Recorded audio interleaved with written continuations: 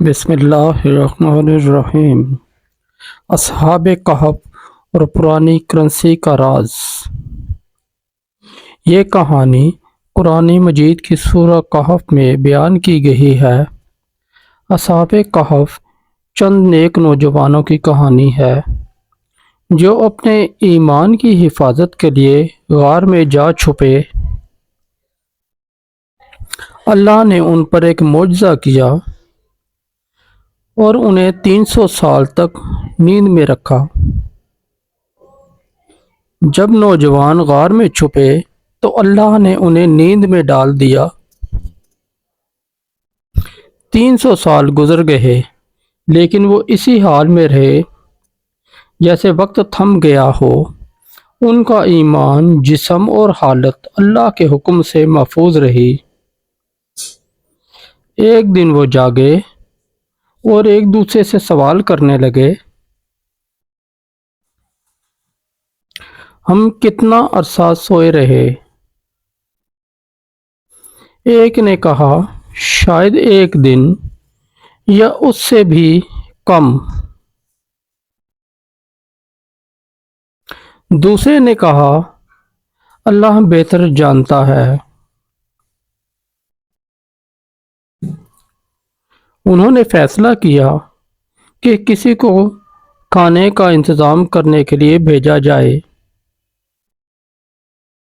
एक नौजवान जिसका नाम मुमकिना तौर पर यमलीखा था, गार से बाहर निकला।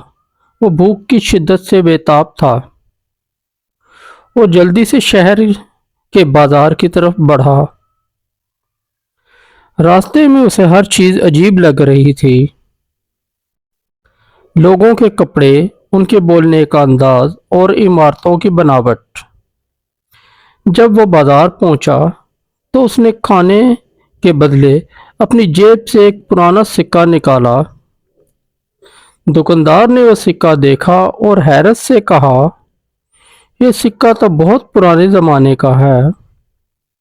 ये किस तरह तुम्हारे पास आया? क्या तुम किसी खजाने से आए हो?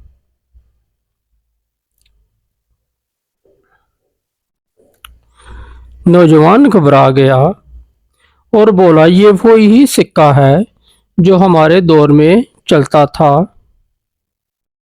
दुकानदार ने कहा, ये सिक्के तो कई सदियों पहले इस्तेमाल होते थे। तुम कौन हो?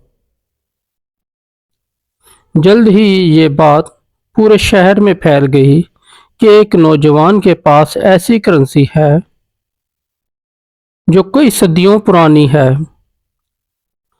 लोग हैरत ज़दा होकर उसे देखने के लिए जमा होने लगे। उस नौजवान ने अपनी पूरी कहानी सुनाई कि वो और उसके साथी एक जालिम बादशाह से बचने के लिए गार में छुपे थे।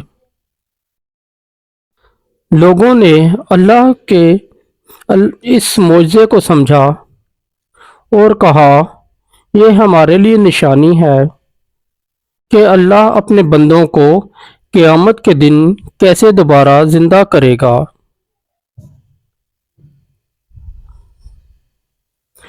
नौजवान वापस गार में गए और अल्लाह ने उन्हें दोबारा अपनी रहमत से सुला दिया। उनका वाक़या क़यामत तक ईमान वालों के लिए नसीहत और अल्लाह की कुदरत की निशानी बन गया।